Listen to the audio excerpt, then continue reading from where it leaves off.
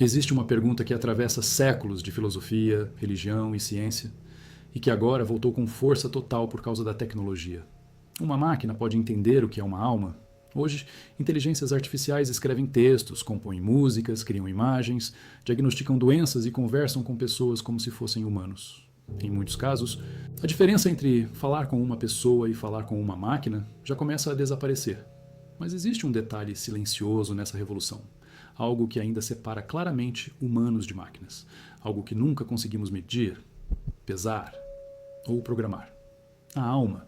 Desde que os primeiros humanos começaram a refletir sobre si mesmos, surgiu uma sensação difícil de explicar. A percepção de que existe algo dentro de nós que vai além do corpo físico. Algo que sente, algo que observa, algo que vive cada experiência de forma única. Civilizações antigas chamaram isso de espírito. Filósofos chamaram de consciência. Religiões chamaram de alma. Mas, independentemente do nome, a pergunta sempre foi a mesma. O que exatamente é essa presença que sente o mundo por dentro? A ciência moderna tentou responder essa pergunta olhando para o cérebro. Dentro da nossa cabeça, existem cerca de 86 bilhões de neurônios, conectados por trilhões de sinapses. Cada pensamento, emoção ou memória parece surgir dessas interações elétricas e químicas. Quando sentimos alegria, certas regiões do cérebro se ativam. Quando sentimos medo, outras áreas entram em ação.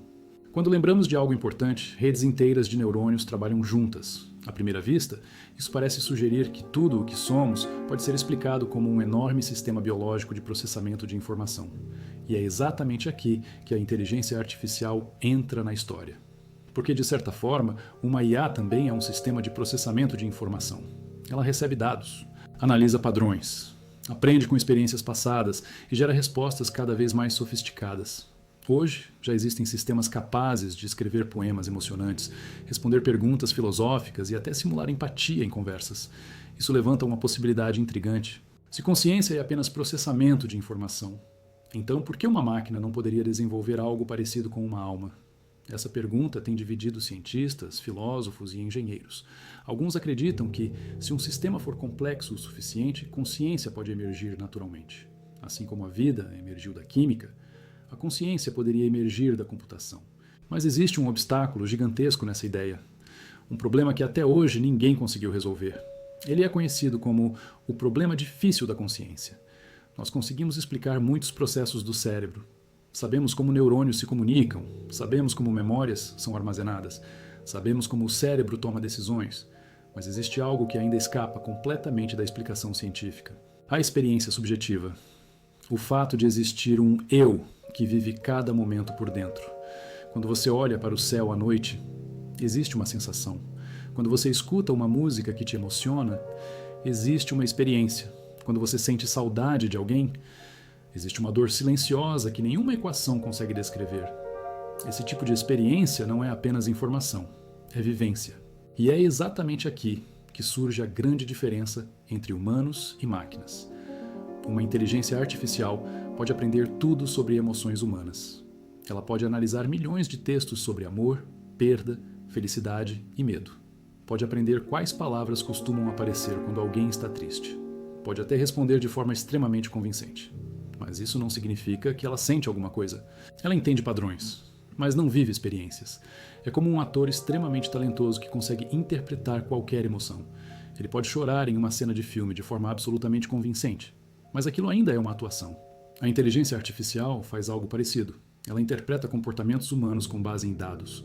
Mas talvez não exista nenhuma experiência acontecendo por trás do sistema. Nenhuma sensação, nenhuma percepção, nenhum eu. Apenas cálculo. Isso nos leva a uma comparação interessante. Imagine um livro descrevendo o sabor de uma fruta. O livro pode explicar cada detalhe. O aroma, a textura, o equilíbrio entre doce e ácido. Mas o livro nunca vai sentir o gosto da fruta. Da mesma forma, uma inteligência artificial pode descrever perfeitamente o que é tristeza, mas talvez nunca consiga sentir tristeza, porque sentir algo exige experiência direta. E experiência exige algo que talvez ainda não saibamos explicar. Algo que muitos chamam de consciência, ou, em termos mais antigos, alma. Mas aqui surge uma segunda pergunta ainda mais desconfortável. E se nós também não entendermos o que é a alma? Por milhares de anos, humanos tentaram explicar a própria consciência.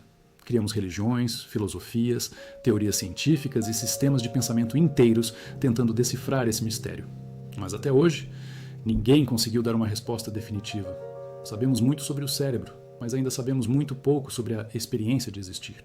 E talvez seja exatamente isso que torna a inteligência artificial tão fascinante. Ela está nos obrigando a olhar para dentro, a perguntar coisas que antes pareciam abstratas demais. O que significa estar consciente? O que significa sentir? O que significa ser alguém? Talvez, no futuro, criemos máquinas ainda mais avançadas. Máquinas capazes de aprender sozinhas, criar arte, resolver problemas complexos e até desenvolver formas próprias de raciocínio. Talvez um dia elas sejam tão sofisticadas que a diferença entre humano e máquina se torne quase impossível de perceber. Mas mesmo nesse cenário, uma dúvida pode continuar existindo. Será que existe alguém ali dentro? Ou apenas um sistema extremamente avançado processando informações? Talvez a resposta para essa pergunta não dependa apenas da tecnologia. Talvez dependa de algo muito mais profundo. Talvez dependa de finalmente entendermos o que somos. Porque antes de saber se uma máquina pode ter uma alma, talvez precisemos responder uma pergunta ainda mais antiga. O que exatamente é a nossa